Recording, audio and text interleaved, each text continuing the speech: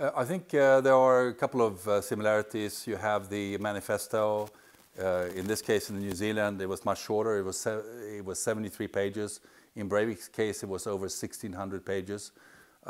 It's not so intellectual, but certainly draws on Breivik as an inspiration. He mentioned specifically that he's been in touch with the Templar Order, Breivik, and his sympathizers he's been in touch with, so he claims. He's also a narcissist in terms of what he adopts. He really tries to inflate his own importance. He says he will be in prison for 27 years, just like Nelson Mandela. And like Nelson Mandela, he will be given the Nobel Prize Peace Prize for his actions.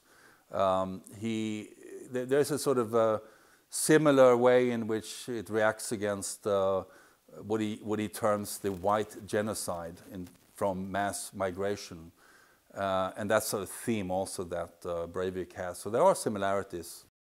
He sees himself as trying to defend against mass migration, and that's what he tries to make a case for in terms of trying to argue that that's why he's undertaking this operation. He visited Europe. That became sort of a triggering point. So yes, I think it's a worrying sign. We have to really seriously think about security around mosques so that this is not repeated. I mean, what the person is trying to do is to produce mass hate between different communities.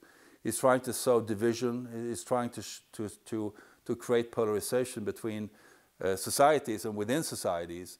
But he's all over the place. I mean, he's talking about creating divisions between the gun lobby in the United States and the more conservative elements and the rest.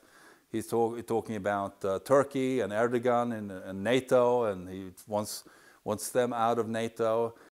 You know, having a heavily armed gunman like that with explosives, and he has filmed the attack and he's put out a manifesto.